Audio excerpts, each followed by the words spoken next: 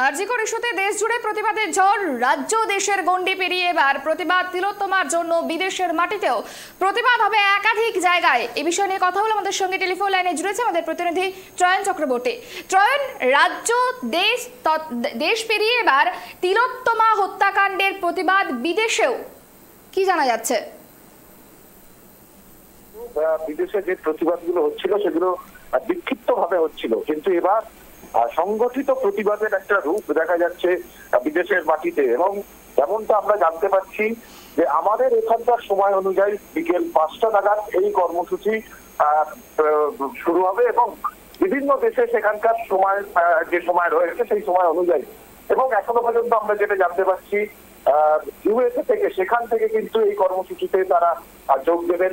পাশাপাশি কানাডা রয়েছে, জাম্বিয়া রয়েছে, সাউথ আফ্রিকা রয়েছে, তানজানিয়া রয়েছে, United kingdom, Ireland, France, Germany, Poland, Finland, Sweden, Spain, Japan, Australia, New Zealand, মানে একাধিক দেশে সেখানে যে সমস্ত প্রবাসীরা রয়েছেন তারা কিন্তু এই কর্মসূচিতে যোগ দিতে চলেছেন এবং চেন ওয়াইজ তারা যোগ দেবেন এবং তারা তাদের যে প্রতিবাদ সেই প্রতিবাদ তারা ধ্বনিত করবেন।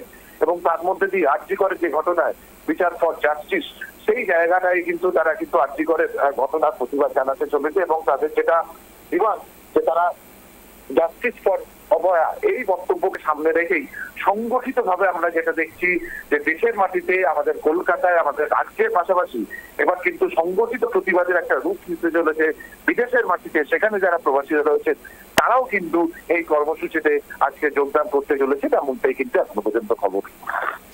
বেশ, অনেক ধন্যবাদ আমাদের সঙ্গে থাকার জন্য।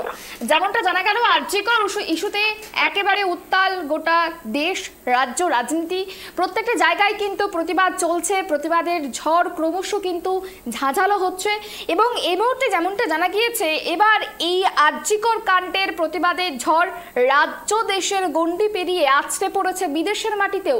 সেখানেও তিলোত্তমার বিচারের দাবিতে প্রতিবাদ কর্মসূচির আয়োজন করা হয়েছে। নিউজিল্যান্ড থেকে আমেরিকা, স্পেন থেকে দক্ষিণ Africa, Japan, Sweden, Netherland, Canada, ফ্রান্সেও প্রতিবাদ হবে এমনটাই কিন্তু জানা গিয়েছে। এবং তাদের স্লোগান জাস্টিস ফর অভয়া, সেই স্লোগানকে কেন্দ্র করে স্লোগান তুলে মূলত বিশ্বজুড়ে প্রতিবাদের ঝড় দেখা যাবে আজ, এমনটাই জানা গিয়েছে।